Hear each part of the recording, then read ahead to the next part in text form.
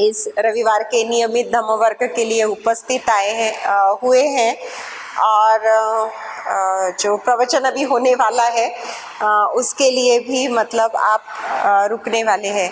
बहुत बहुत धन्यवाद उन सभी का जिन्होंने अभी तक के सत्र का नेतृत्व किया, पूजा और फिर ध्यान, और उसके बाद मेरा यहाँ पे अच्छे से स्वागत भी किया।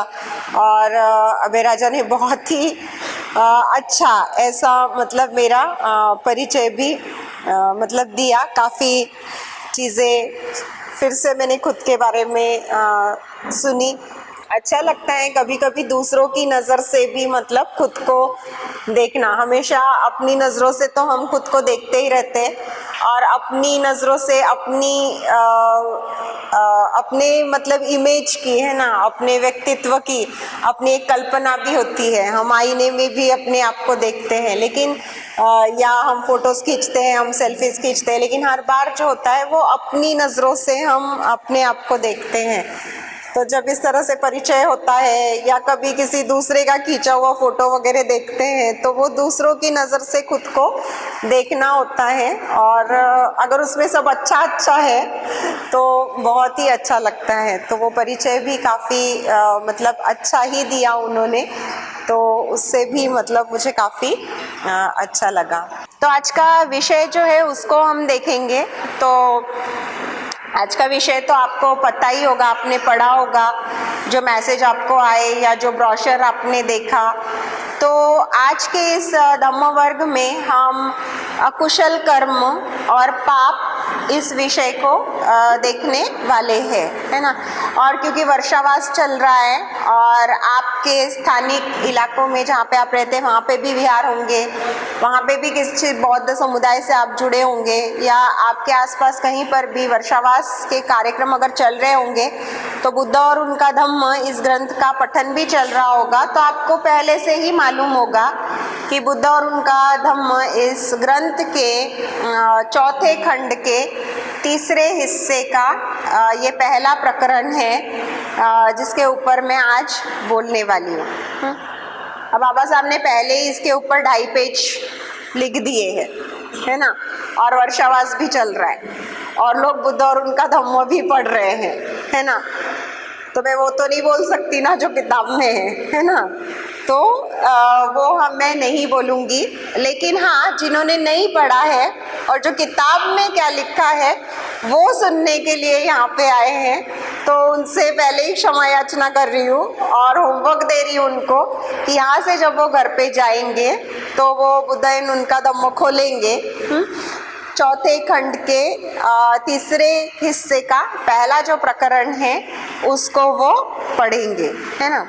तो जो चीज़ आप कर सकते हैं वो चीज़ मैं यहाँ पे आज के वर्ग में नहीं कहूँगी, लेकिन हम उसी विषय की यहाँ पर चर्चा करेंगे। तो शीर्षक में 2 शब्द है, तो वो है अकुशल कर्म और पाप, है ना। तो इन्हीं शब्दों से हम आज के विषय की शुरुआत करेंगे। तो हम देखेंगे कि ये 2 शब्द क्या है। तो जब हम बड़े हुए या जब हम बड़े हो रहे थे छोटे से बचपने से, तो क्योंकि बौद्ध लोग इस देश में अल्पसंख्यक है, माइनॉरिटी है ना, हम कोई इस देश के मेजॉरिटी नहीं है ना।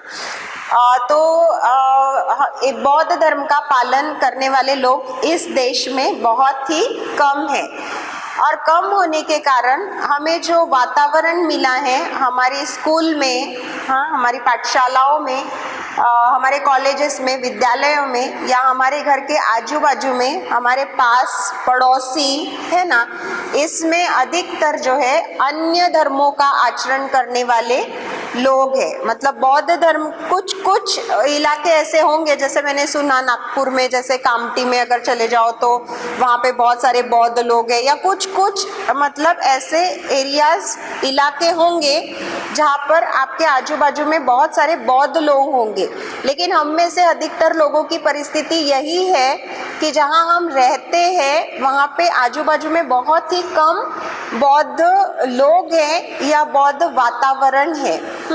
और क्योंकि बौद्ध लोग ना होने के कारण, बौद्ध वातावरण ना होने के कारण, अन्य धर्मों के लोग होने के कारण, हाँ, वो अपने धर्म से जुड़े शब्दों का इस्तेमाल करते हैं, अपने धर्म से जुड़े शब्दों के संदर्भ में हमसे बातचीत होती है। जैसे पूजा हम भी बोलते हैं, पूजा वो भी बोलते हैं, पूजा हम भी करते हैं, पूजा वो भी करते हैं, चाहे वो इस्लाम हो, चाहे वो क्रिश्चियन हो, चाहे वो हिंदू हो।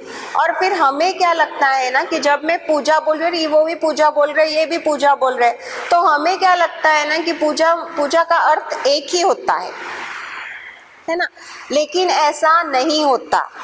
हाँ, बौद्ध धर्म में पूजा का अर्थ कुछ अलग है, अन्य धर्मों में पूजा का अर्थ कुछ अलग है।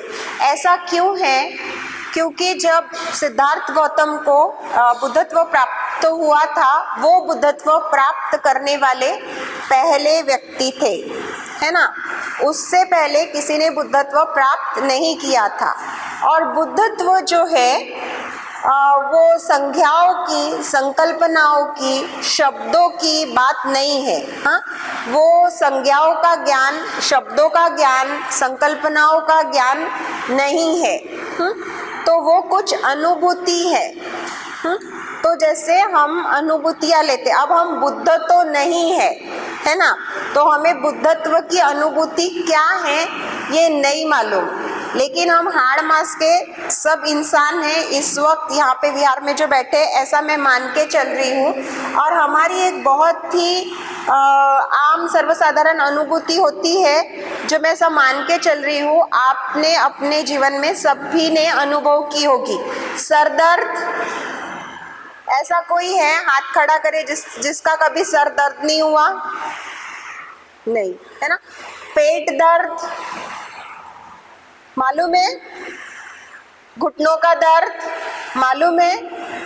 तो ये सारी जो चीज़ें या शब्द मैंने अभी कहे, ये शब्द नहीं है, संकल्पनाएं नहीं है, मतलब विचार नहीं है, लेकिन ये अनुभूति है। सर का दर्द दर्द होता है, पेट का दर्द दर्द होता है, घुटनों का दर्द दर्द होता है। जब मैं इसको बताने का प्रयास करूंगी, इसको बताना आसान होता है क्या? क्योंकि जब सर दर्द होता है तो मेरे सर के अंदर कीड़े रेंगते हैं, या मेरे सर के अंदर हथौड़े चलते हैं, या मेरे सर के अंदर चाकू छुरियाँ चलती है ना। मैं सिर्फ ऐसे हाथ लगाती हूँ, आपको बताती हूँ कि यार मेरा सर दर्द कर रहा है बहुत बुरी तरह से। और आप उस सर दर्द को समझते हैं अपने खुद के सर दर्द के अनुभव से। हाँ? हो सकता है कि मेरे सर के अंदर छुरियाँ चल रही हो और आपके भयानक सर दर्द में हथौड़े चले हो। हाँ, तो आप समझते हैं कि भारी भयानक सर दर्द हो रहा है, लेकिन आप उसको केवल अपने अनुभव के माध्यम से समझते हो। मेरे सर के अंदर एग्जैक्टली क्या हो रहा है ये आप बिल्कुल नहीं समझते, और ना ही उसको बताने का मेरे पास कोई तरीका है। तो मैं आसपास के उदाहरण देती हूँ। ये क्या है? छुरियाँ चल रही, तो आपको कभी छुरी से कट गया होगा, या आपको कभी हथौड़ी की चोट लगी होगी, या उसकी अनुभूति आपने ली होगी, और वो अनुभूति के आधार पे जो है आप मेरी अनुभूति को समझने का प्रयास करते। आप सोचिए, एक सर्वसामान्य जीवन का एक सर्वसामान्य दर्द जिसका अनुभव इस हॉल में बैठे सबने लिया है, फिर भी वो मैं ना बयान कर सकती हूँ और ना आप समझ सकते हैं। हाँ, तो बुद्धत्व की अनुभूति जो सिर्फ एक इंसान ने ली है, किसी ने नहीं ली, उस अनुभूति को बताना ये क्या बात रही होगी, या कितना वो मुश्किल रहा होगा। तो उसके लिए उदाहरणों का सहारा लेना पड़ा। अब जब मैं उदाहरणों की बात करती हूँ तो फिर मुझे शब्दों की ज़रूरत पड़ती है। हाँ, और फिर शब्द भी मुझे ऐसे चुनने पड़ते हैं जो शब्द आपके अनुभव में हो, जिन शब्दों की आपको जानकारी हो, जिन शब्दों की कुछ आपको समझ हो। तो अपनी बात रखने के लिए मेरे पास तो चॉइसेस है ना, चुनाव वैसे ही बहुत कम है। अब बुद्ध की अनुभूति जो है, उन्होंने, वो पहले इंसान थे जिन्होंने ली है, हाँ, और उनको जब बताना पड़ा तो वो नए शब्द नहीं बना सकते थे। कुछ कुछ शब्द उन्होंने नए बनाए, लेकिन हर शब्द अगर नया बनाएंगे तो वो कैसा होगा। जैसे अभी जापानी भाषा मुझे नहीं आती है, तो जापानी भाषा का सारे शब्द मेरे लिए नए हैं, हाँ। तो अगर बुद्ध अपनी बात रखने के लिए सभी नए शब्द बनाते तो वो तो एकदम ही जापानी भाषा जैसी नई भाषा हो जाती, और वो लोग कैसे समझते, है ना। तो बुद्ध को जो है उस वक्त जो शब्द प्रचलित थे, है ना, उन्हीं शब्दों का इस्तेमाल करना पड़ा। लेकिन फिर बुद्धों ने क्या किया, उसकी व्याख्या को बदल दिया, है ना। तो पाप ये शब्द लोगों को मालूम था। तो पाप शब्द क्या होता है, पाप शब्द का एहसास क्या होता है, पाप शब्द के परिणाम क्या होते हैं, इसकी जानकारी लोगों को थी। लेकिन बुद्ध ने उन्हीं शब्दों का इस्तेमाल करते हुए उन शब्दों की व्याख्या बदली, हाँ। और इसलिए बौद्ध धर्म में आप हमेशा इस बात को याद रखिए कि भले ही शब्द हमें जो है दूसरे धर्मों से या दूसरे धर्मों की प्रचलित भाषा से मिलते जुलते लगते हैं, तो भी थोड़ा सा जांच लीजिए कि क्या यही उनका अर्थ है बौद्ध धर्म में। तो जैसे हिंदू धर्म में पाप जब हम बोलते हैं तो दिमाग के सामने क्या आ जाता है, नरक। मतलब पाप किया तो नरक में जाओगे। पुण्य बोला तो क्या आ जाता है दिमाग के सामने, स्वर्ग। पुण्य किया तो कहाँ जाएंगे, स्वर्ग। फिर पाप क्या है और पुण्य क्या है। तो आपके धर्म ग्रंथ की एक किताब आपको दी गई है, उसके अनुसार अगर आप चीजें कर रहे हैं तो वो पुण्य है, और आपके धर्म ग्रंथ में आपको करने के लिए कुछ चीजें दी गई है ना, तो उसके अनुसार अगर आप नहीं चल रहे हैं, है ना, तो वो पाप है। एक हल्का सा उदाहरण देती हूँ। मैंने कुछ लोग देखे, पुरुष, हाँ, तो वो बीच बीच में ना रेगुलरली ना 15-20 दिन हो गए ना तो अपनी बीवी को पीटते हैं, हाँ, प्यार बहुत करते हैं अपनी बीवी से, लेकिन एक 15-20 दिन बीत जाने के बाद है ना, 1-2 बार उसको ना पीट देते हैं। पीटने का कारण मालूम नहीं, क्योंकि उनकी जब शादी होती है ना तो उनके पहले की पीढ़ी के जो बुजुर्ग लोग होते हैं ना, उन्होंने उनको बताया रहता है, हिंदी में कैसे बोलते पता नहीं, पर बायकोला धाका ठेवायला लगता, मतलब जो बीवी है ना उसको काबू में रखना पड़ता है, और ऐसे काबू में रखने के लिए ना उसको बीच बीच में जो है वो मारते पीटते रहना चाहिए, हाँ। अब ये बड़े बुजुर्गों को कहाँ से पता चला, हाँ। अब वो बड़े बुजुर्ग जो है, जिन धर्मों की मैं बात कर रही हूँ, वो एक किताब को मानते हैं, मनुस्मृति, और उसमें एक श्लोक है ना, कि इस तरह से जरूरत हो या नहीं हो, हाँ, समय समय पर अपनी बीवी को पीटना चाहिए। जरूरत हो या नहीं हो, समय समय पर। अब तो अगर वो नहीं पीटते हैं तो उनको क्या लगता है ना कि वो धर्म ग्रंथ के विरुद्ध आचरण कर रहे हैं, और धर्म ग्रंथ के विरुद्ध आचरण करने का मतलब होता है कि वो पाप कर्म कर रहे हैं, और पाप करने का परिणाम होता है कि नर्क। और फिर नर्क का बहुत ही मस्त डिस्क्रिप्शन दिया जाता है कि आपको, मतलब मैं जब स्कूल में थी तो मेरी सहेलियां बताती थी मुझे, वहाँ पे ना वो आँख से नमक उठाना पड़ता है। अब कभी जला होता है तो नमक कितना दर्दनाक रहता है मालूम होता है ना। आपको पकोड़े की तरह तलते हैं, तो हमें जब चोट लगी होती है तो हमें पता होता है कि तलना है ना तेल का कैसे होता है, तो डर लगता है हमें, और कौन जाना चाहता है कि नरक में जाना है। तो उससे अच्छा तो क्या है, 15-20 दिन में एक बार उसको पीट डालो। उसमें लिखा है बेटे की कमाई हुई मतलब जो पैसा बेटा कमाता है और जो पैसे बीवी कमाती है उसके ऊपर उनका अधिकार नहीं होता है। तो अगर बीवी पैसा कमा कर भी लाए तो वो पैसे पे अधिकार किसका होता है? उस पुरुष का, जिस पुरुष का उस स्त्री पर अधिकार है। वो बेटा पैसा कमा कर भी लाता है तो उस पैसे पर अधिकार किसका होता है? उस पिता का जिसका वो बेटा है। तो क्यों हमें आस होती है, क्यों हम बीवी के पैसों को अलग नहीं समझते और उसे आज़ादी नहीं देना चाहते कि वो अपनी मर्जी से अपना पैसा खर्च करे? ये चलता आया है बहुत सूक्ष्मता से, हमको मालूम भी नहीं है इसकी शुरुआत का है, लेकिन बीवी का पैसा खर्च करने में अधिकतर लोगों को बिल्कुल संकोच नहीं होता है। बेटा अगर पैसा देता है किसी काम के लिए तो उसको वापस किया जाना चाहिए, ये कॉन्सेप्ट तो हमारे इसमें मतलब है ही नहीं। क्यों? इसकी जड़ें कहाँ है, इसकी मतलब शुरुआत कहाँ हुई है? और ये हम करते हैं, ये चलता जाता है, बाद में हम ये स्वर्ग नर्क भूल जाते हैं। लेकिन ये पाप पुण्य वाली चीज़ कि जो बताया गया है वो अगर हम नहीं कर रहे तो वो पाप है, उसको करने से नर्क में जाना पड़ेगा, और जो बताया गया है वो कर रहे हैं वो पुण्य है तो स्वर्ग मिलेगा। इस स्वर्ग नर्क के चक्कर में जो है चीज़ें अंधाधुंध वैसे ही चलती जा रही है। बौद्ध धर्म का जहाँ पे संदर्भ आता है वहाँ पर भी पाप और पुण्य शब्द इस्तेमाल किए जाते हैं। स्वर्ग तो नहीं इस्तेमाल किया जाता है, लेकिन नरक लोक है और देवलोक भी है।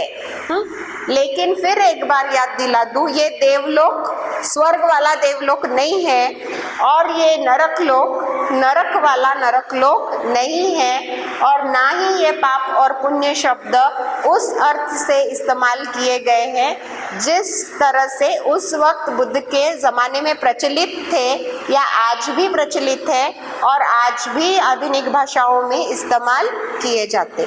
तो सबसे पहले तो हमें यही समझना होगा, क्योंकि ये शब्द बौद्ध धर्म में बार बार आएंगे, बार बार आएंगे। धम्मपद की पहली 2 गाथाएं वहीं से शुरू होती है, हाँ, कि अकुशल करने से दुख आता है और कुशल करने से सुख आता है, पाप करने से दुख आता है और पुण्य करने से सुख आता है। या बुद्ध और उनका धम्म ये में जो प्रकरण की मैं बात कर रही थी वो भी आप पढ़ोगे तो उसमें भी बार बार इन शब्दों का जिक्र आता है ना। तो फिर बौद्ध धर्म में ये नरक लोक क्या है, ये स्वर्ग लोक क्या है, ये पाप कर्म क्या है और ये पुण्य कर्म क्या है। तो पाप कर्म वो सारे कर्म हैं, हाँ, वो सारी कृतियाँ हैं जिनको करने से आपको जो है दुखद अनुभव आते हैं। तो आपको कहीं पकोड़े के जैसे तला नहीं जाता, आपको कहीं क्या बोलते आंखों से नमक मिर्च नहीं उठानी है, आपको कोई हथौड़े लेकर मतलब चीरफाड़ नहीं करेगा आपको, है ना। तो लेकिन आपके मन की अवस्था ऐसी होगी, है ना, जैसे मैं बोलती हूँ ना मेरा सर फट रहा है यार, मेरे सर पे हथौड़े मारे जा रहे हैं, है ना। तो ये इतनी वेदनादायक, इतनी दुखद ऐसी अनुभूति होती है, हाँ, कि जिसमें हम बस डूबते चले जाते हैं, हमको ऐसे बाहर निकलने का कोई मतलब रास्ता नजर नहीं आता, है ना। कभी कभी ऐसा लगता है ना किस मुसीबत में फंस गया हूँ यार, कैसे यहाँ से बाहर निकलूं। और वो कितना पीड़ादायक होता है, वो कितना तकलीफदायक होता है। तो वो जो अनुभूति है, वो जो आपके मन की अवस्था है, उसको आपका नरक लोक में रहना कहा गया है। मरने के बाद आप किसी नरक लोक में नहीं जाते हो, या मरने के बाद आपको कोई स्वर्ग नहीं मिलता है। तो बुद्ध की जो शिक्षाएं हैं वो आपके जीवन काल में जो आप अनुभव ले रहे हैं उससे जुड़ी है, हाँ, और इसी जीवन काल के इस नरक में जीवन को स्वर्ग में या सुखद कैसे बनाना है उससे जुड़ी है।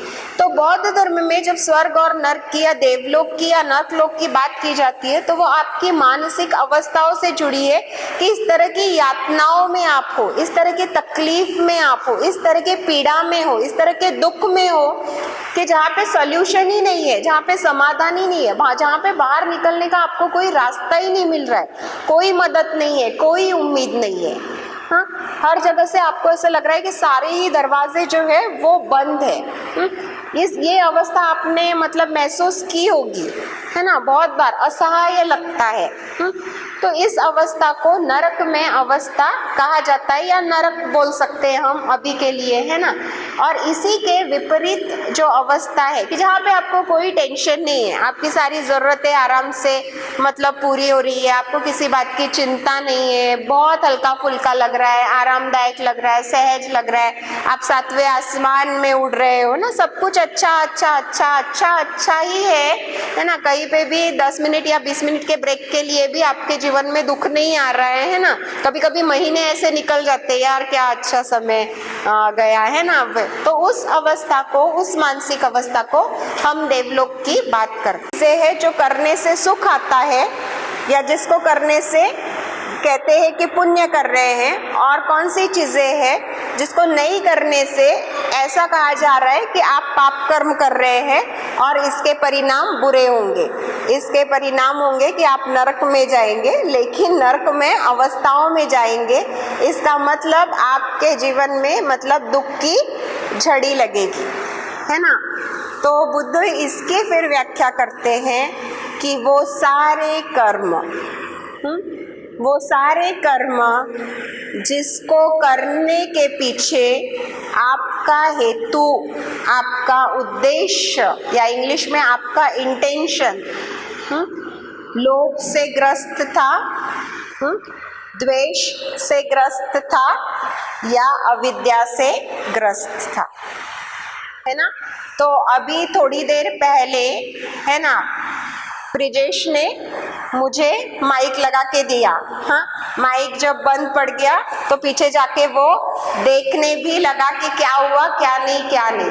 हाँ, तो बौद्ध धर्म में कर्म उसको ही कहते जो ऐसे जिसके पीछे कोई हेतु होता है, उद्देश्य होता है करने के पीछे। हाँ, ऐसे ही मैं हाथ हिला रही हूँ या ऐसे ही आंखें झपका रही हूँ, तो यहाँ पे भी कुछ काम हो रहा है, लेकिन इसके पीछे मेरा कोई उद्देश्य नहीं है। ये इनवॉलेंट्री एक्शन से ये चीजें अपने आप हो रही है।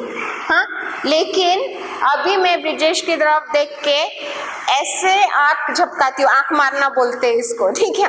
तो ये जब मैं करती हूँ तो वो जानबूझ के करती हूँ और इसके पीछे मेरा इंटेंशन हो सकता है ना। तो कुछ कुछ देशों में ये बहुत आसान है, कुछ मजाक किया तो उसको बता देने के लिए ये मजाक है ना, या मैं तुम्हें छोटे बच्चों को कि हाँ मैं तुम्हें बहुत प्यार से देख रहा हूँ, है ना, या फिर फ्लर्ट करने के लिए भी आंख मारी जा सकती है ना। तो एक्शन एक ही है, बराबर है, लेकिन इसके पीछे हेतु अनेक हो सकते हैं, बराबर है। तो हम बौद्ध धर्म में हेतु की, इंटेंशन की, उद्देश्य की जांच करते हैं कि वो उद्देश्य क्या है। हाँ, तो वो उद्देश्य अगर लोभ से ग्रसित है, अगर द्वेष से ग्रसित है, अगर अविद्या से ग्रसित है, तो बिल्कुल उसका परिणाम आज हो, 10 साल बाद हो या 15 साल बाद हो, हाँ, वो मेरे जीवन में दुखी लाने वाला है। क्या होगा ना, ये मोक्ष सारा ये धम्मचारिणी है और ये मुझे ऐसे आंख मारी हुई, ये बहुत ही गंदी औरत है और इसके साथ मुझे बात नहीं करना है, हो गया मतलब ब्रिजेश आज तक जो मुझे मदद कर रहा था, हमारा रिश्ता खराब हो गया, है ना। एक इंसान जो मुझसे जुड़ा हुआ था वो टूट गया, है ना। तो अगर मेरा उद्देश्य अकुशल है और उस अकुशलता को मैंने कुछ रखते हुए अगर मैंने कुछ किया है तो वो बुरा, लेकिन मजाक है, उसको समझ में आ रहा है, मुझे समझ में आ रहा है, तो हमारी दोस्ती और भी क्या होगी, गहरी होगी। समझ में आ रहा है आपको, उद्देश्य जो है वो परिणाम को निश्चित करता है। हाँ, कोई भी काम करने के पीछे, फिर वो चाहे काया से किया गया हो, मन से किया गया हो या वाणी से किया गया हो, उसको करने के पीछे का अगर आपका उद्देश्य, हेतु जो है, हाँ, वो लोभ से, द्वेष से और अविद्या से अगर भरा हुआ है, ग्रसित है, तो उसके परिणाम तय है कि वो बुरे ही होंगे। और वो इतना तय है कि अगर किसी चीज़ को मैं ऊपर से नीचे फेंकती हूँ तो भारी चीज जो है हल्की चीज को अपनी तरफ खींचेगी गुरुत्वाकर्षण के नियम के अनुसार, और वो छोटी चीज जो है बड़ी पृथ्वी की ओर ही गिरेगी। ये बात जितनी तय है उतनी ही ये बात तय है। जैसे वो गुरुत्वाकर्षण का नियम है, ये कर्म का नियम है कि अगर आप इस प्रकार का हेतु रखते हुए कोई काम करते हो तो उसका परिणाम अकुशल ही होगा। हाँ, अब ब्रिजेश ने भी जैसे माइक लगाया, तो उसका उद्देश्य क्या था, उसका हेतु क्या था? अच्छा था, सब लोगों को सुनाई जाना चाहिए, मोक्षसारा को तकलीफ नहीं होनी चाहिए, है ना। तो एक मदद करने की भावना थी। हाँ, और वो तो कर रहा था, वो काम कर रहा था। मैंने तो अभी तक मुंह से उसको थैंक यू भी नहीं बोला, लेकिन जितने समय में भी ये जो भागदौड़ वो कर रहा था, मेरे मन में फूट फूट कर उसके लिए थैंक यू निकल रहा था, है ना। तो मेरे मन में अगर थैंक यू निकल रहा है, हाँ, वो जो अनुभूति मैं ले रही हूँ वो क्या मेरे लिए दुखद है ना। और वो जो कर रहा था, है ना, वो अनुभूति भी कि मैंने मदद की, हाँ, वो अनुभूति उसके लिए सुखद है। लेकिन यही अगर उसने वो डर के मारे की होगी, क्योंकि अबे राजा यहाँ बैठे, सुवीरिया यहाँ पे बैठे, हाँ, और अगर ये नहीं हुआ और वक्त पे आवाज नहीं आई, माइक खराब हो गई तो बाद में डांट पड़ेगी, है ना। तो मोक्षसारा का तो क्या पता नहीं मुझे, लेकिन मुझे डांट नहीं पड़नी चाहिए। हाँ, इस डर से अगर मैं माइक के पीछे भागदौड़ कर रहा हूँ तो मेरा उद्देश्य लोभ ग्रसित है। हाँ, लोभ ग्रसित है कि मुझे डांट नहीं पड़नी चाहिए, तो ये सारा काम करते वक्त मैं चिंता में रहूंगा। हाँ, ये सारा काम करते वक्त मैं चिंता में रहूंगा, और वो चिंता की अनुभूति क्या वो स्वर्ग में है या नरक में है ना, मतलब हल्का वाला नरक। तो इससे भी भयानक उद्देश्य रख के जब आप भयानक वाले काम करते तो आप भयानक वाले नरक में जाएंगे। इतना छोटा सा डर के मारे माइक लगाने से आप एकदम ही भयानक वाले नरक में नहीं चला जाएगा ब्रिजेश, लेकिन चिंता के नरक में तो वो फिर भी पहुंच ही गया। तो बौद्ध धर्म में शब्द भले ही हम वही इस्तेमाल कर रहे, लेकिन फिर बौद्ध धर्म के अनुसार अकुशल कर्म या पाप कर्म कौन से है, हाँ, और कौन से नरक में आप जाते हो, कौन सा दुख आपके पीछे लगता है, हाँ, और कौन से परिणाम आपको भुगतने पड़ते हैं। हाँ, तो ये अस्वस्थ मानसिक अवस्थाओं के जो है वो परिणाम आपको भुगतने पड़ते हैं। और आपके कर्म की इंटेंसिटी क्या थी, हाँ, आपके हेतु की शुद्धता या अशुद्धता का प्रमाण तय करेगा कि कितने साल के लिए, कितने पलों के लिए, कितने मिनटों के लिए आप उस नरक में रहोगे। जैसे कोर्ट में केस चलती है ना, फिर हल्का सा पॉकेट मारा होगा तो 4-6 महीने में आपको छोड़ देंगे, लेकिन चोरी की होगी तो 1-2 साल जेल में रखेंगे, है ना। या किसी का मर्डर किया होगा तो फिर सारी जिंदगी ही आपको जेल में बितानी पड़ेगी। तो कौन सी बात तय कर रहा है कि आप कितने समय के लिए दुख में रहोगे, तो आपने किस प्रकार का कृत्य मतलब किया है। तो वो लोभ वाला था, वो द्वेष वाला था, हाँ, और वो हेतु जो है कितना शुद्ध था, मतलब या अशुद्धता का भी प्रमाण होता है ना, थोड़ी सी अशुद्धता, इतनी अशुद्धता, है ना। तो ये तय करेगा। तो ये कोई बाहर वाला नहीं तय करता, कोई वहाँ पे जज नहीं होता है, कोई ईश्वर नहीं होता है, कोई बाहरी शक्ति तय नहीं करती है, हाँ, आपके अकुशल कर्म की इंटेंसिटी या आप जितने समय के लिए दुख में हैं। कुछ लोग सालों साल दुख में रहते हैं, मैंने देखा है ना। तो सालों साल वो कोई बाहर वाले ने तय नहीं किया है।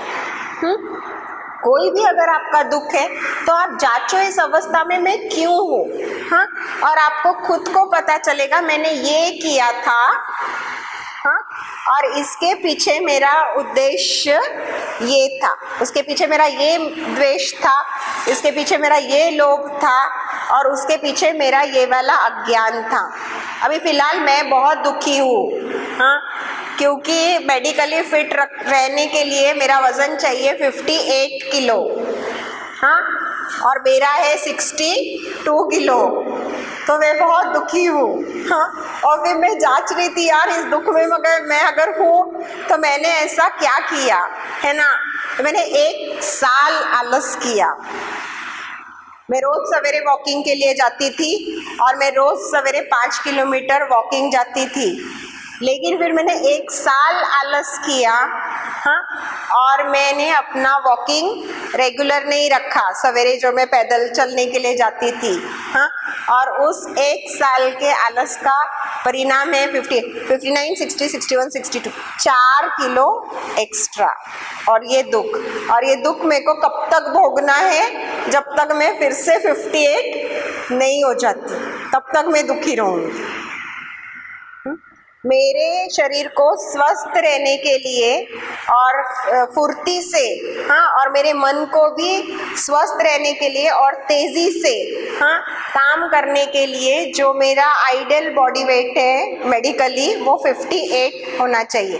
तो तब तक मेरा परफॉर्मेंस भी कम है। नहीं तो अभी मैं 58 होती ना तो आज का प्रवचन तो मैं और 10 गुना अच्छा दे देती, लेकिन उतना मैं नहीं दे पा रही हूँ। तो ये दुख है, ये मैं भोग रही हूँ, इस दुख से मैं गुजर रही हूँ। मेरे लिए ये सच में नर्क में अवस्था है। मुझे फर्क नहीं पड़ता कि मैं इस वक्त गप्पू गप्पू है ना वो उस तरह से दिख रही हूँ, लेकिन मैं अंदर क्या महसूस कर रही हूँ, मैं वो ताजगी नहीं महसूस कर रही हूँ, है ना। मैं वो आलस महसूस करती हूँ, मैं वो सुस्ती महसूस करती हूँ, मुझे नहीं अच्छा लगता ऐसा, है ना। तो वो मैं भोग रही हूँ, लेकिन इसके पीछे किसने तय किया कि मैं इतने समय के लिए दुख में रहूंगी? मैंने खुद तय किया। 4 किलो ये एक्स्ट्रा होने तक मैं कर क्या रही थी? मैंने खुद अपने आप को इस अवस्था में डाला है ना। और जैसे मैंने खुद अपने आप को इस अवस्था में डाला है, वैसे मैं खुद अपने आप को इस अवस्था से निकाल भी सकती हूँ। तो मेरे प्रयास भी चल रहे हैं, है ना। लेकिन फिर भी जब तक मैं वहां तक पहुंचूंगी नहीं तब तक तो दुख है ही, है ना। उसको जाने के लिए जितना समय लगना है उतना समय लगेगा ही। तो बौद्ध धर्म का जो अकुशल कर्म का, पाप कर्म का या नरक का या नरक में अवस्थाओं का मतलब जो तात्पर्य है, वो अर्थ है, वो यही है। तो अभी हमने देखा कि 3 प्रकार के हेतु रखने से उस कर्म को अकुशल कर्म या पाप कर्म कहा जाता है ना। अब उसमें से 2 चीजें तो आपको बहुत अच्छे से मालूम है, लोभ किसको बोलते हैं और द्वेष किसको बोलते हैं।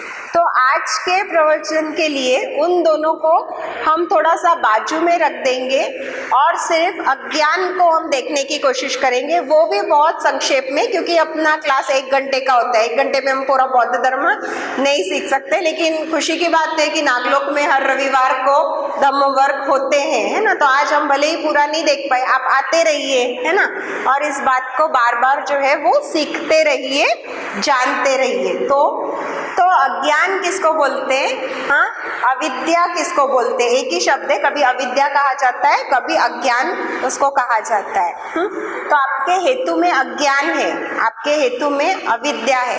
तो अज्ञान या अविद्या का अर्थ क्या होता है कि हमारी क्षमता होती है चीजों को 100% स्पष्टता से देखने की, लेकिन हम 100% स्पष्टता से चीजों को देखने की हमारी क्षमता का उपयोग नहीं करते, हाँ, और चीजों को आधी अधूरी सच्चाई से देखते, मतलब चीजों को आधा अधूरा देखते।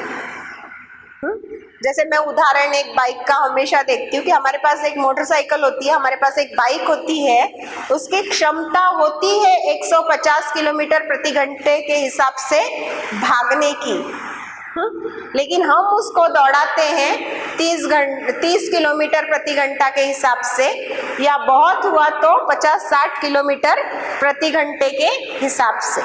तो हमारे पास बाइक है, उसकी क्षमता भी है, लेकिन हम उस क्षमता का पूरा उपयोग नहीं कर रहे। तो हमारे पास चीजों को देखने के लिए आंखें हैं, और गहराई से देखने के लिए हमारे पास हमारा दिमाग है, हमारे तर्क है, हमारे वितर्क है, हमारे विचार है, संकल्पनाएं हैं, बहुत सारी चीजें हैं। हाँ, तो हम चीजों के बहुत सारे आयाम होते हैं, बहुत सारे डायमेंशंस होते हैं, है ना। जैसे इस कमरे को अगर आपको पूरी तरह से देखना है तो सिर्फ इधर देख के नहीं चलेगा। ये तो बस एक दीवार है, इधर भी एक दीवार है, इधर भी एक दीवार है, इधर छत है, हाँ इधर फर्श है, पीछे दरवाजे है ना। तो अगर इस कमरे को समझना है और इस कमरे को 100% देखना है तो आपको इसकी हर बारीकी देखनी पड़ेगी। अरे उस दीवार में चौथी और पांचवी ईंट के बीच में क्रैक है, कभी देखा आपने? है या नहीं मुझे भी नहीं मालूम, लेकिन मुझे मालूम है आपने नहीं देखा, तो मैं चैलेंज कर रही हूँ आपको, है ना। तो आप कितने साल से इस विहार में आ रहे, लेकिन आप जानते हैं वो दो ईंटों के बीच में क्या है? इधर पेड़ लगे हैं तो उसमें कौन से फूल खिलते? क्या क्षमता नहीं है हमारी देखने की? इस विहार में कम से कम हम 25 से 30 बार आए होंगे, बहुत होता है, लेकिन फिर भी हम नहीं जानते कि इस फर्श का स्पर्श क्या है, इस फर्श का टेक्सचर क्या है, इस फर्श का डिजाइन क्या है, ये कौन सा मार्बल है, कौन सी फर्श इस विहार में लगी है, इसकी छत में सीमेंट है या सीमेंट पेंट है, पिछली बार इसको कब पेंट किया। तो हमारी क्षमता होती है देखने की, लेकिन हम चीजों के सारे आयामों को नहीं देखते, सारी बारीकियों को नहीं देखते, और हम सिर्फ उतना ही देखते जितना हमको देखना होता है। और जब आपने पूरा देखा ही नहीं है तो उसके आधार पे जब आप निर्णय ले रहे हो, उस निर्णय की या उस कृति की या उस हरकत की पूरी तरह से सही होने की क्या गारंटी है ना। तो जब आप निर्णय लेते हो, लेकिन इस तरह से, हाँ, जब चीजों को हम 100% स्पष्टता से नहीं देखते, आधा अधूरा देखते हैं, आधा अधूरा समझते हैं, है ना, और उसी के आधार पे जब हम कार्य करते हैं तो उसको जो है वो अविद्या कहा जाता है। अविद्या को के विषय में बात करने का मैंने क्यों चुना, क्योंकि हाल फिलहाल में मैंने एक बहुत ही बड़े बौद्ध गुरु का प्रवचन सुना, और उन्होंने अपने प्रवचन में कहा, चेतुल सेंगे दोरजे की बात कर रही हूँ मैं, चेतुल सेंगे दोरजे ने अपने टॉक में, अपने प्रवचन में कहा, अविद्या सबसे बड़ा पाप है। वो बौद्ध धर्म की बात कर रहे थे और बौद्ध धर्म के परिप्रेक्ष्य में वो पाप शब्द का इस्तेमाल कर रहे थे, हाँ, और वो ऐसा कह रहे, बौद्ध धर्म के परिप्रेक्ष्य में एक बौद्ध अगर व्यक्ति है और अगर वो बौद्ध आचरण करना चाह रहा है तो उसके लिए अविद्या ये सबसे बड़ा पाप है, यानी मतलब वो आपको लाइफ टाइम वाले जेल में रखने की काबिलियत रखता है, मतलब उम्र कैद वाला आपको दुख दे सकता है अगर आप अविद्या में हो। तो हम क्या सोचते हैं कि चीजें बदलती नहीं है ना, किसी व्यक्ति का स्वभाव हम तय कर लेते हैं और हम सोचते हैं ये तो कभी बदलने वाला है नहीं। मतलब मेरा दोस्त है एक, कभी भी चाय पिलाने के लिए लेके जाओ तो चाय का बिल हमेशा हमको ही भरना पड़ता है, तो 4-5 बार ये अनुभव आ जाता है, तो हमको क्या लगता है ये तो कभी चाय का बिल देगा ही नहीं, और 6वीं बार से क्या करते हैं, हम उसको कभी लेकर जाते ही नहीं, लेकिन बेचारा 6वीं बार तैयारी में आया रहता है कि इस बार मैं चाय का बिल दूंगा, लेकिन हम अपने मन में पक्का कर लेते हैं ये तो कभी चाय का बिल देने वाला है ही नहीं, है ना। हमने चीजों को स्पष्टता से नहीं देखा है कि ये जब 5 बार उसने नहीं दिया तो क्या कभी जाके मैंने पूछा कि तूने क्यों नहीं दिया, है ना। या हो सकता है कि 5 बार आके उसको शर्म आई होगी, है ना, कि अब चलो एक बार तो मैं दे ही देता हूँ वैसे करके, है ना। लेकिन हम क्या करते हैं, इस तरह से चीजों के सारे आयामों को नहीं देखते हैं, हाँ, सारी संभावनाओं को नहीं टटोलते हैं, हाँ, और कुछ थोड़ा बहुत जो हमने देखा है उसी के आधार पे चीजों को पक्का कर लेते हैं, उसके ऊपर एक लेबल चिपका देंगे कंजूस, और ये कंजूस है, अब चाय पीने के लिए जाना है तो इसको लेके नहीं जाना है ना। और इस तरह से क्या होता है, हम अविद्या के तहत एक कृति कर डालते हैं है ना। और हम हो सकता है कि उसको बदलने का मौका मिला था या वो बदल रहा था, या हो सकता है कि हम उसके साथ और भी ज्यादा जुड़ पाते, लेकिन वो हमको नहीं मिला। एक मैंने कहीं कहानी पढ़ी थी, एक वो लड़का रहता है, हमेशा ही बहुत अजीबोगरीब तरीके का मतलब ड्रेस पहन के कॉलेज में आता है, मतलब टी शर्ट पीले कलर की, तो जूते लाल कलर के, तो पैंट सफेद कलर की, तो बैग कोई अलग ही तरह का, और बहुत ही अच्छे कोर्स में और बहुत ही महंगे कॉलेज में वो पढ़ रहा था। ये सत्य घटना है।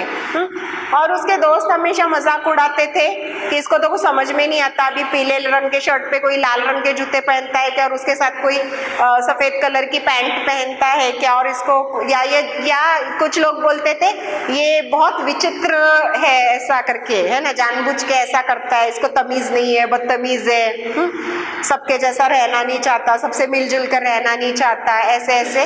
और लोग उससे धीरे धीरे मतलब दूर रहते हैं, वो उसके साथ दोस्ती नहीं करते या इस तरह से। एक दिन अचानक ऐसा होता है कि बहुत दिन तक वो लड़का कॉलेज में नहीं आता है ना, तो कुछ लोगों को लगता है कि नहीं, जाकर देखना चाहिए कि क्या हुआ है और ये क्यों नहीं आ रहा है। हाँ, तो उसके घर पहुंचते हैं तो देखते हैं कि रहने के लिए तो उसके पास घर ही नहीं है, वो कुछ ऐसे क्या बोलते, प्लास्टिक वास्टिक बांध कर ऐसा कुछ है, वहाँ पर वो रह रहा है। और वो नहीं आ रहा है क्योंकि उसके पापा गुजर गए हैं, और उसकी माँ जो है कई सारे घरों में मतलब काम करती है, बर्तनों का वगैरह। और ये जो लड़का ये मतलब अलग अलग पहन कर आता था, तो उसकी माँ जिन घरों में काम करती थी तो किसी के दिए हुए जूते, किसी की दी हुई पैंट, किसी की दी हुई शर्ट, किसी की दी हुई बैग, तो उसके पास वो कॉम्बिनेशन रहता। हाँ, और जिसके पास कॉम्बिनेशन है उसके पास चॉइस तो नहीं रहती है ना कि पीले रंग के शर्ट पे लाल रंग के जूते। लेकिन हम जानते कितना है, हमारी नजर में तो वो विचित्र है, हमारी नजर में तो वो लोगों के साथ मिलकर रहना नहीं चाहता, हमारी नजर में तो वो पागल है ना, हमारी नजर में तो उसको मैनर्स नहीं है, हमारी नजर में तो उसको ड्रेसिंग का सेंस नहीं है, तो हमने कभी उसके साथ दोस्ती नहीं की। तो कुछ अगर अच्छा मतलब जीवन में हो सकता था तो उसकी संभावनाएं भी हमने मतलब बदल दी। तो इस तरह से जब हम चीजों के आधे अधूरे आयाम को देखते हैं, तो उस आधी अधूरी स्पष्टता को, आधी अधूरी जानकारी को जो है वो हम अविद्या कहते हैं। ठीक है, इसको आप बाद में एक्सप्लोर कर सकते है ना, लेकिन इसको बहुत बड़ा पाप क्यों कहा गया है, और वो उम्र कैद वाले दुख जो है वो कौन से है हमारे जीवन में जो निर्माण होते हैं, उनके ऊपर हम बस थोड़ी सी नजर डालेंगे और फिर आज के लिए जो है वो यहीं पे रुक जाएंगे। तो जब हम चीज़ों को स्पष्टता से नहीं देखते, आधा अधूरा देखते हैं, तो उससे सबसे पहले तो हमारे मन में क्लेश उत्पन्न होते हैं, और वो जो क्लेश है, हाँ, वो जो कीचड़ है, हमारे मन में गंदगी निर्माण होती है, वो गंदगी जो है आगे जाके और दुख निर्माण करने का काम करती है। तो हम चीजों को आधा अधूरा देखते हैं, चुनिंदा देखते हैं, उतना ही देखते हैं जितना मुझे पसंद होता है। तो जब मैं नागलोक के विहार में आती हूँ, हाँ, तो मैं केवल बुद्ध मूर्ति को देखना पसंद करती हूँ। तो बुद्ध मूर्ति मतलब अच्छी है, सुंदर है ना, और यहाँ इस हिस्से में जितनी भी चीजें आप देखोगे ये सब अच्छी अच्छी अच्छी ही है, सुंदरता से भरपूर है ना।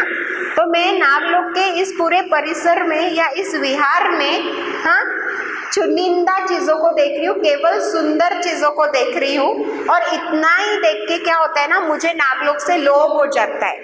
कितना अच्छा विहार है, देखा क्या मैंने, सिर्फ मूर्ति देखी, मेरे शब्द क्या है, कितना अच्छा विहार है, कितना अच्छा वातावरण है, कितना वातावरण महसूस किया मैंने, सिर्फ इतना।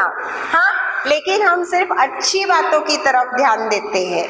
हाँ, लेकिन इस परिसर में अब वहाँ पे घास बढ़ रही है, हाँ, वहाँ के वृक्ष आड़े टेढ़े बड़े हो रहे हैं, है ना, तो ये सारी चीजों को मैं नहीं दे रही। जहाँ पे अच्छा होता है वहाँ पे बुरा भी होता है। हाँ, लेकिन अविद्या के कारण, अज्ञान के कारण और अपनी पूरी क्षमता को इस्तेमाल ना करने के कारण मैं केवल चीजों के चुनिंदा आयामों पे, हाँ, चोजन डायमेंशंस पे ध्यान देती हूँ, है ना। अगर अच्छा देखने की सिर्फ मेरी आदत है और उसके साथ में अगर कुछ बुरी या नकारात्मक चीजें हैं उनको अगर मैं नहीं देख रही हूँ, देखना नजरअंदाज कर रही हूँ, तो मेरे मन में उत्पन्न होता है क्लेश, लोभ का। तो कोई एक ये सत्य घटना है सच में, हाँ, हमारे यहाँ की, नासिक की। एक लड़के को एक लड़की से प्यार हो गया, बहुत उसके प्यार में दीवाना हुआ। उसको उसके ना बाल बहुत पसंद थे, बहुत घने और बहुत लंबे। तो वो लड़की को ना देखे, बालों को ही देखे, हाँ, वो बालों को देख देख के उसको पूरे लड़की से प्यार हो गया। उसने शादी की और शादी करने तक उसको पता ही नहीं था कि वो विग पहनती है। उसके असली बाल उतने बड़े, लंबे और सुंदर नहीं है, हाँ, लेकिन वो बालों को ही देख रहा था ना, और बालों को देख देख के उसको वो लड़की के लिए लोभ हो गया। समझ रहे हैं आप? उसने बाकी कुछ नहीं देखा, वो लड़की पढ़ी लिखी कितनी है, उसका स्वभाव और ये सही जीवन में है। और जिन बालों के लिए उसने शादी की, यार वो बाल भी असली नहीं है। अब इस कारण से कौन सा कोर्ट उसको डिवोर्स देगा? तो ये तो उम्र कैद हो गई ना। तो चुनिंदा, सिलेक्टिव देखना, है ना, किस तरह से आपके लिए जिंदगी भर का दर्द पैदा कर। मैं जब भी उस लड़के को देखती हूँ ना, मुझे बहुत दया आती है, मतलब उसकी तो इस तरह से मतलब ना ये चीजें होती है, हाँ। तो हमारी टेंडेंसी होती है, हमारी आदत होती है कि हम अच्छा ही देख रहे हैं, अच्छा। अरे नहीं, उसके साथ मतलब चीजों, मैं ऐसा नहीं बोल रही कि जानबूझ के बुरा ढूंढने के लिए जाओ, हाँ, लेकिन चीजें जैसी है वैसी देखो, बिना मिर्च मसाले के, उसकी पूरी सच्चाई को देखो। तो जब आप अच्छी चीजों के साथ उसकी नकारात्मक बातों को भी देखोगे, तो आपका जो अप्रोच रहता है वो बैलेंस्ड रहता है। तो आपके मन में लोभ निर्माण नहीं होता है, हाँ, और एकदम तटस्थता से आप जो है वो चीजों को देखते हैं, है ना। तो क्लेश निर्माण नहीं होता है। तो अविद्या के विरुद्ध है स्पष्टता। तो स्पष्टता से अगर आप चीजों को देख रहे हैं तो फिर आपके जीवन में दुख निर्माण नहीं होगा, है ना। दूसरी चीज होती है, हम ऐसा करते कि ये एक और परिचित व्यक्ति है मेरे, और यहाँ पे मैं उनको बहुत बार मिलती हूँ नागलोक में, हाँ, कोई भी फंक्शन किया होगा, कितना भी अच्छा रंगोली किया होगा, कितना भी अच्छा डेकोरेशन किया होगा, सब कुछ किया होगा, वहाँ पे हम खाने के लिए भी बैठेंगे ना तो पूरा सब कुछ सजाया हुआ रहता है, लेकिन उनका ध्यान कहाँ जाता है ना, ये झाड़ू यहाँ पे क्यों रखा है ना। मतलब 1000 चीजें आजू बाजू में अच्छी पड़ी रहेगी, ये ना यहाँ से खिला ही निकल रहा है, हाँ, ये पर्दा थोड़ा सा यहाँ से फटा हुआ है, पूरा पर्दा अच्छा है लेकिन ये पर्दा यहाँ से जरा सा यहाँ पे दाग लग गया या फटा हुआ है, हाँ। तो फोकस कहाँ है हमारा? केवल नकारात्मक बातों पे और केवल बुरी चीजों पे। तो उनको अगर वो झाड़ू वहां पे पसंद नहीं है तो उनको किचन अच्छा लगेगा क्या? है ना, उनको पर्दा अच्छा लगेगा क्या? नहीं। तो चीजों को इस तरह से फिर से आधा अधूरा देख रहे हैं, लेकिन इस बार सकारात्मकता को नजरअंदाज करके नकारात्मक बातों की तरफ अगर हम ध्यान दे रहे हैं तो कौन सा क्लेश हमारे मन में उत्पन्न हो रहा है? हमें द्वेष हो रहा है, हाँ? तो मेरे पापा में, मेरी मम्मी में कितनी अच्छी बातें क्यों ना हो, हाँ, ये शराबी पीते हैं, ये सिगरेट ही पीते हैं, है ना। तो हम एक ही चीज पे फोकस्ड रहते हैं, हाँ, और उस व्यक्ति के बाकी के पूरे व्यक्तित्व को ही जो है वो हम नजरअंदाज करते हैं, क्योंकि अविद्या से देखा, आधा अधूरा देखा, है ना। और क्या निर्माण हुआ? द्वेष निर्माण हुआ, हाँ। और उस द्वेष का परिणाम क्या होता है आपको मालूम है ना? कैंसर होता है, हार्ट अटैक होता है, हार्ट की डिसीजेस होते हैं, बहुत सारे। फिर से ये उम्र कैद वाले दर्द आप खुद ढूंढ सकते हैं, आप ढूंढ सकते हैं अपनी आदतों में कि मैं जब चीजों की तरफ देखता हूं तो मुझे सबसे पहले क्या दिखाई देता है। दोनों चीजें गड़बड़ है। अगर आपको सिर्फ अच्छा देखने की आदत है तो सावधान, आप लोभ की तरफ बढ़ रहे हैं। अगर आपको बुरा देखने की आदत है, आपकी पहली नज़र बुराई पे जाती है, नकारात्मक चीज़ों पे, डिफेक्ट्स पे जाती है, कमियों पे जाती है, खामियों पे जाती है, तो भी सावधान, क्योंकि आपके कदम द्वेष की तरफ बढ़ रहे हैं। समझ में आ रहा है अविद्या आपको कहाँ पे ढकेल रही है? और इसलिए कहा जाता है कि अविद्या ये सबसे बड़ा पाप है। अविद्या इनकी माँ है, लोभ की और द्वेष की, माँ बाप इनको पैदा करती है। तो हमें क्या करना है? हमें दोनों चीजें देखनी है। हमें अच्छा भी देखना है तो हमें बुरा भी देखना है। हम बुरा देख रहे हैं तो जानबूझ के अच्छा भी सोचो, है ना। आपकी आदत होती है अच्छा देखने की, तो जानबूझ के ये भी विकसित करो। आपकी आदत होगी बुरा देखने की, तो जानबूझ के ये भी विकसित करो, चाहे चीज़ों के बारे में हो, लोगों के बारे में हो, परिस्थिति के बारे में हो, समाज के बारे में हो, किसी भी चीज़ के बारे में।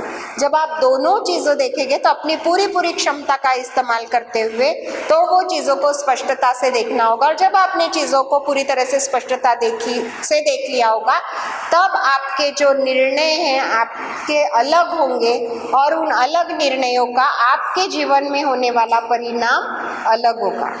वो आप तय करेंगे कि आप अपने जीवन में सुख को आमंत्रित कर रहे या दुख को आमंत्रित कर रहे।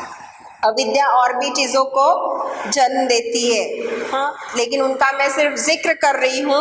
और पाली में उसको सत्काय दिट्ठी कहते हैं। सत्काय दिट्ठी को जन्म देती है। मैंने बोला ना, हम अपने आप को देखते हैं, हाँ, और हम अपने आप को इस तरह से देखते हैं कि मैं ही इस दुनिया का सबसे खास व्यक्ति हूँ, मुझे किसी की ज़रूरत नहीं है ना, और मैं अकेला जीवन जी सकता हूँ। लेकिन हम ये नहीं देखते कि यार तुम कैसे, यार तुम जो खाना खाते हो वो अनाज तुमने खुद पैदा किया है क्या? इस वक्त जो तुमने कपड़े पहने हुए वो तुमने खुद बुने हैं क्या? खुद सिए हैं क्या? उसका कपास, नायलॉन, सिल्क, कॉटन जो भी लगा है वो तुमने खुद बनाया है क्या? मैं ये भी कहती हूँ, लोग बोलते हैं अपने पैसे से खरीदता हूँ, अपना कमाता हूँ, अपना खाता हूँ, हाँ, लेकिन जिस फैक्ट्री में तुम काम करते हो तुमने खुद बनाई है क्या? हाँ? वो फैक्ट्री मतलब सीमेंट की अगर फैक्ट्री है तो वो सीमेंट की फैक्ट्री इसलिए बनी है क्योंकि दूसरे लोग सीमेंट खरीद रहे हैं, हाँ? वो दूसरे लोग सीमेंट इसलिए खरीद रहे हैं क्योंकि उनको घर बनाना है, हाँ? तो तुम्हारी नौकरी दूसरे लोगों की ज़रूरत के ऊपर निर्भर है। कल वो सीमेंट खरीदना बंद कर देंगे, कल अंबानी अपनी सीमेंट की फैक्ट्री बंद कर देगा, कल आप रिसेशन घर पे बैठ जाओगे। कितने लोगों की रातों रात नौकरियां चली जाती है और कितने लोग फिर दूसरे दिन से रिक्शा चलाते हैं। तो ये जो गुरूर है, ये जो घमंड है, अपना कमाता हूँ, अपना खाता हूँ, ऐसे कैसे कमाते हो? किसी ने ऑफिस खोला है इसलिए काम करते हो, वो ऑफिस किसी की ज़रूरतों को पूरा करने के लिए। तो हम चीज़ों को आधा देख रहे हैं, हम चीज़ों को अधूरा देख रहे हैं, आधा देख रहे हैं, अधूरा देख रहे हैं। हमें गुरूर आ रहा है, हमें मस्ती आ रही है, और उस गुरूर के चलते हम अपने जीवन में दुख आमंत्रित कर रहे हैं। हम हम्बल नहीं है, हम विनम्र नहीं है, हाँ? तो अगर विनम्र है, हम्बल है, तो उसके परिणाम क्या होंगे? हाँ, जो आधी अधूरी सच्चाई पे आप गुरूर पाल रहे, उसका क्या? अविद्या गुरूर को जन्म देती है, सत्काय दिट्ठी को जन्म देती है कि मैं अलग हूँ, मैं खास हूँ, मैं विशेष हूँ, मुझे किसी की ज़रूरत नहीं है ना। अविद्या से दृष्टिकोण पैदा होते हैं, हाँ, और ये दृष्टिकोण फिर से आपके जीवन में जो है वो दुख को आमंत्रित करते हैं। तो अविद्या से कई प्रकार के दृष्टिकोण पैदा होते। अविद्या से कट्टरवाद निर्माण होता है ना, कि यही चीज़ें सच है, मैं क्योंकि चीज़ें हमने पूरी तरह से देखी नहीं है ना, तो ये ग्रंथ में ऐसा ही लिखा है, ऐसा ही करना है, ये नहीं किया तो पाप है, ये नहीं किया तो पुण्य है। हाँ, सालों साल गुजर जाएंगे लेकिन बोलेंगे कि ईश्वर ने जो है 7 दिन में सृष्टि का निर्माण किया, 6 दिन में सृष्टि का निर्माण किया, 7वें दिन आराम किया, इसलिए वो पवित्र दिन होता है, छुट्टी का दिन होता है ना। और हम उसी चीज़ के साथ कट्टर रहते हैं और विज्ञान आ जाता है, लोग दूसरी बात सामने रखते हैं, फिर भी उनके साथ लड़ते रहते हैं। तो लड़ाई सुखमय है या दुखमय है ना? अविद्या से, चीजों को स्पष्टता से नहीं देखने से, हाँ, शीलवर्त परामर्श उत्पन्न होता है ना, कि हम जो गलत चीजें हैं उसको स्पष्टता से नहीं देखते। फिर हमें ऐसे लगता है नारियल फोड़ने से ये तमन्ना पूरी हो जाएगी, वो करने से घर में बेटा हो जाएगा, वो करने से क्या बोलते हैं, नौकरी मिल जाएगी। मेरी कॉलेज में एक सहेली थी, उसको बड़े सांप के सपने आते थे। मैं नासिक में रहती हूँ, और जब भी सांप का सपना आया दूसरे दिन, अब वो मेरी सहेली थी इसलिए मैं उसके साथ में जाती थी उसको मदद करने के लिए, क्योंकि वो हमारा ज़माना ऐसा था कि लड़कियों को कहीं अकेले आने जाने नहीं देते थे, तो कोई साथ छोटा सा बच्चा भी क्यों ना हो साथ में लगता था। तो उसको जब भी सांप के सपने आते थे उसको कपालेश्वर के मंदिर जाना होता था, और फिर वो मुझे लेकर जाती थी और मैं उसके साथ में जाती थी। अब मुझे तो ये सब मालूम था, मेरा इन सब बातों पे यकीन नहीं था, लेकिन वो फिर पंडित से वहाँ पे बातें करती थी। मुझे आज फिर सांप का सपना आया, मुझे आज फिर सांप का सपना आया, ऐसे कई दिन तक चला। फिर वो पंडित को भी समझ में आ गया। फिर उसने क्या कहा ना कि सोने का सांप चढ़ाओ, तो फिर वो समस्या से अब वो कितना मतलब खर्चे का कितना काम है, मतलब सोने का। तो आप, हाँ, आपकी अविद्या का लोग मतलब फायदा उठा रहे हैं, हाँ, लेकिन जो है आप अपनी अविद्या के कारण, अब सपने क्यों आ रहे, तुम सोचोगे तो वो आएगा तुम्हारे सपने में, है ना, तुम सोचोगे तो वो आएगा। ड्रीम की अपनी एक साइकोलॉजी है। सीजे जंग ने अपनी पूरी जिंदगी बिता दी ड्रीम्स के ऊपर रिसर्च करने में और ड्रीम की साइकोलॉजी पता करने में। आज हम जानते हैं कि सपने क्यों आते हैं, है ना। तो लेकिन हमने क्योंकि चीज़ों को स्पष्टता से नहीं देखा है, इसलिए ये कर्मकांडों में हम लगे हैं। तो अविद्या से ही इन कर्मकांडों का जन्म होता है कि सपना आया, ये कर्मकांड है एकदम यांत्रिक रूप से। सपना आया, कपालेश्वर के मंदिर में जाओ, पुजारी को बताओ, पुजारी सांप बनाने के लिए बताएगा, आप सोने का सांप बनाते भी है और सोने का सांप चढ़ाते भी। लेकिन ये पता नहीं है, मेरी फ्रेंड को बहुत झटका लग गया, शायद लोभ होगा मन में, नहीं क्या सोने का सांप चढ़ाने के लिए बोला ना, तो उसके सांप के सपने आने बंद हो गए। मतलब मुझे नहीं याद कि उसके बाद में लेकर कभी मुझे गई। लेकिन अविद्या में से ही इन कर्म कांडों का मतलब जन्म होता है। अविद्या से ही आपका मन जो है हमेशा दुविधा में रहता है, अस्पष्टता में रहता है ना, कि क्या करना है क्या नहीं करना है ये आपको समझ में नहीं आता, है ना। और ऐसे ही परिस्थिति में हम लोगों के पास जाते हैं ना कि यार मैं क्या करूं, फिर वो बताते हैं यार तुम JNU में एडमिशन लोगे तो ऐसा होगा, तुम दिल्ली यूनिवर्सिटी में जाओगे तो ऐसा होगा, तुम इंजीनियरिंग में जाओगे तो वैसा होगा, है ना। जब स्पष्टता हमें आती है तब हम तय कर पाते हैं कि JNU में जाना है, दिल्ली यूनिवर्सिटी में जाना है, या कहीं हैदराबाद में जाना है, या इंजीनियरिंग के लिए जाना है। लेकिन हम निर्णय क्यों नहीं ले पा रहे थे पहले, क्योंकि परिस्थिति क्या है, क्या करने से क्या होगा, इसकी पर्याप्त जानकारी, पर्याप्त स्पष्टता मेरे पास नहीं है। तो दुविधा की अवस्था, ये भी काफ़ी दुखमय अवस्था होती है ना, दुविधा की अवस्था, अनिर्णित अवस्था, जिसको धम्म की भाषा में, पाली भाषा में विचिकित्सा कहते हैं। ये क्यों उत्पन्न होती है, ये भी अज्ञान के कारण, ये भी अविद्या के कारण, ये भी पूरी स्पष्टता ना होने के कारण निर्माण होती है। तो ऐसी कई चीज़ों का जन्मदाता या जन्मदात्री, माँ या बाप, अविद्या या ज्ञान या हमारी पूरी क्षमता को इस्तेमाल ना करने की वजह से और चीज़ों के कुछ निंदा आयामों को देखने की वजह से जो हम चीज़ें करते हैं वो इस अविद्या के तहत मतलब आती है, वो दो। तो और भी चीज़ें हैं जिसको आपको खोजते रहना है, जिनको आपको चिंतन करना है ना। आपके जीवन का क्या दुख है उसको देखो, हाँ, वो क्या काम आपने किया था, हाँ, उसको करने के पीछे आपका हेतु क्या था। तो लोभ और द्वेष को तो अब आप पहचान जाओगे, और उम्मीद करती हूँ कि आज के प्रवचन के बाद में आप थोड़ा थोड़ा अविद्या को भी देखोगे कि यार मुझे अगर इस चीज़ का लोभ है, आईफोन का, तो आईफोन का लोभ मुझे क्यों है, क्या मैंने आईफोन की केवल अच्छाइयाँ देखी थी, है ना। तो आईफोन ना मिलने का जो दुख है उसको भी आप शायद समझ पाओगे, हाँ, कि ये क्यों आया है मेरे जीवन में और इस अवस्था में मैं क्यों हूँ। तो यहाँ पे मैं आज के लिए रुकना चाहूँगी। उम्मीद करती हूँ कि यहाँ से लेकर जाने के लिए आपको कुछ ना कुछ छोटा मोटा अच्छी चीज़ मिली होगी, और ऐसा अगर मिला होगा आपको तो मुझे लगता है कि मेरा समय बहुत अच्छे से और बहुत ही उपयोगी तौर पर व्यतीत हुआ है। और उसके लिए आपका बहुत बहुत धन्यवाद कि ये पुण्य कर्म करने का, अच्छे हेतु से कुछ करने का मौका जो है मेरे सामने था और मैंने वो लिया। तो फिर एक बार आपके आभार प्रदर्शित करते हुए मैं यहीं पर आज के लिए रुकना चाहूँगी। धन्यवाद। नमो बुद्धाय।